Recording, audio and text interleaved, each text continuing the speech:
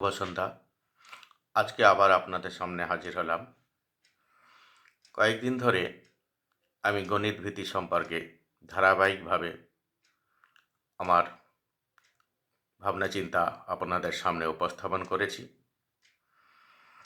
এখনো কিছুটা বাকি আছে। তবে আজকে ভাবলাম একটু অন্য বিষয় নিয়ে বলি, তাই আপনাদের সামনে এলাম।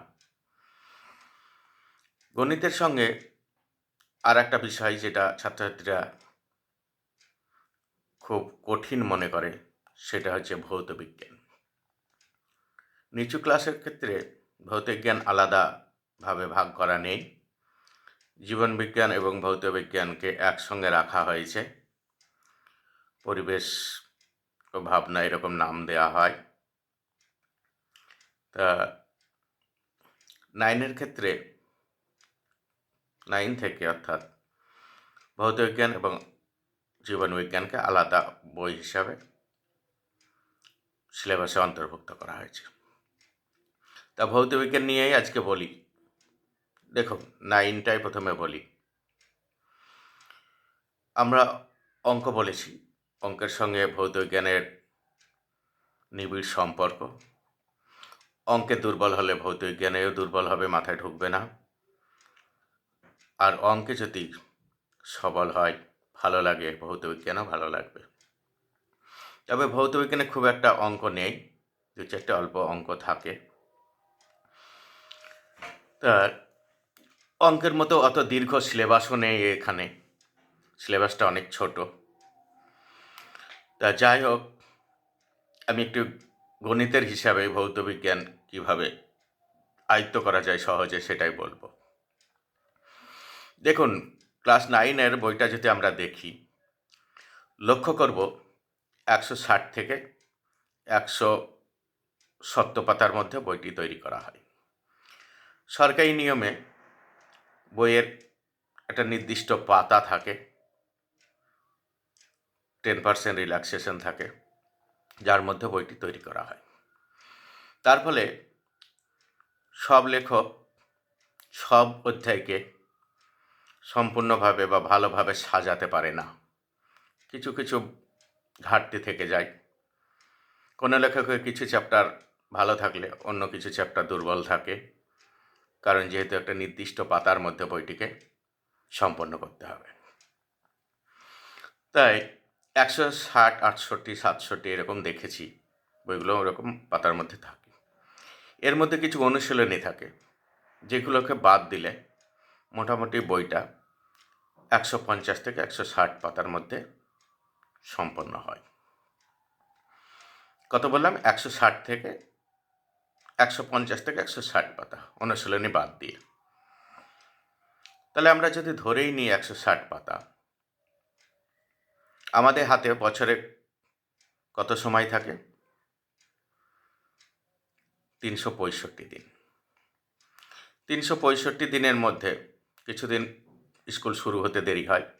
শেষের দিকে ডিসেম্বর মাসটা 1 মাস পরীক্ষার জন্য বরাদ্দ থাকে। তার ফলে আমরা যদি 1.5 মাস বাদ দিই, তাহলে 365 দিনের মধ্যে কত হলো? 45 দিন যদি বাদ দেওয়া হয়, তাহলে 320 দিন থাকলো। এই 320 দিন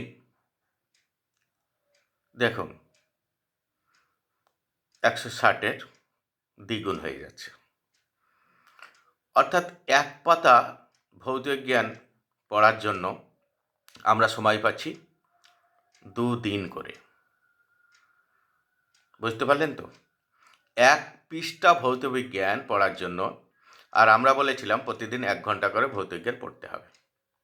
সেটা বাড়ির জন্য বলেছিলাম, আর স্কুলের কথাটা হিসেবটা ধরিনি। যাই হোক, আমি সেটাও বাদ দিলাম। বাড়িতে 1 ঘন্টা করে 2 ঘন্টা সময় পাওয়া যাচ্ছে একটা পৃষ্ঠা ভৌতবিজ্ঞান পড়ার জন্য। তাহলে 2 দিনে 1 পাতা পড়লেই যথেষ্ট। আর 1 পাতার মধ্যে কতগুলো লাইন থাকে বললেন তো? খুব জোর 25 থেকে 30টে লাইন থাকে। এই 25টে থেকে 30টে লাইন কি মুখস্থ করতে হবে? না বুঝতে হবে? না, অত দরকার নেই। বিষয়বস্তুটাকে বোঝার জন্য অতগুলো লাইনে বইটাকে লেখা হয়েছে। তার মধ্যে খুব জোর 4টে থেকে 5টা লাইন মনে রাখতে হবে। 2-একটা সংজ্ঞা, উদাহরণ, ছোট ছোট কোশ্চেনের উত্তর, কী কোশ্চেন হয়, 4 থেকে 5 লাইন। সেখানে 5 লাইনই যদি আমি ধরি, 10টা করে যদি শব্দ হয়, 50টা শব্দ আমাদের মনে রাখতে হবে। 50টা শব্দ বা 5 লাইন মনে রাখার জন্য একদম পুরো মুখস্থ করতে হবে সেটা নয়। সংজ্ঞাগুলো একটু বুঝে বুঝে মুখস্থ করতে হবে। কিছু সংজ্ঞা কোনো শব্দ বাদ দিলে হবে না। কিছু সংখ্যা ব্যাপারটাই বুঝে নিজের মতো করে গুছিয়ে লিখলে হয়। বাদবাকি ছোট ছোট প্রশ্নের উত্তর জেনে রাখতে হবে। এই সব মিলিয়ে যদি 5টা লাইন প্রতিটা পৃষ্ঠায় আমরা মনে রাখি, আর তার জন্য সময় পাচ্ছি 2 ঘন্টা, 2 দিন 2 ঘন্টা। আমি সব সাবজেক্টের শূন্য সময় ছেড়ে দিয়ে শুধু ভৌত বিজ্ঞানের হিসেবটা করলাম। 1 পৃষ্ঠা পড়তে হবে, যার মধ্যে 5টা লাইন, যার মধ্যে হয়তো 50টা শব্দ মনে রাখতে হবে। তার জন্য সময় পাওয়া যাচ্ছে 2 ঘন্টা। বলুন তো, এটা কি খুব কঠিন কাজ? 2 ঘন্টায় 5টা লাইন, 50টা শব্দ মুখস্থ করতে পারবে না বা মনে রাখতে পারবে না পড়াশোনা করে? এরকম কেউ হতে পারে? একদম সাধারণ মানের ছাত্রছাত্রীদের ক্ষেত্রে এটা যথেষ্ট সময়। তারা ইচ্ছে করলে এটা অনায়াসে ভৌতবিজ্ঞানকে প্রতিদিন রেগুলার বুঝে বুঝে পড়লে একদম আয়ত্তের মধ্যে চলে আসবে। এটা কোনো কঠিন কাজ নেই। কিন্তু ভালো ছেলেদের, ওই যে বললাম, বইগুলো একটু দুর্বল পাতা সংখ্যার কারণে, তার জন্য একটা বই পড়লে হবে না।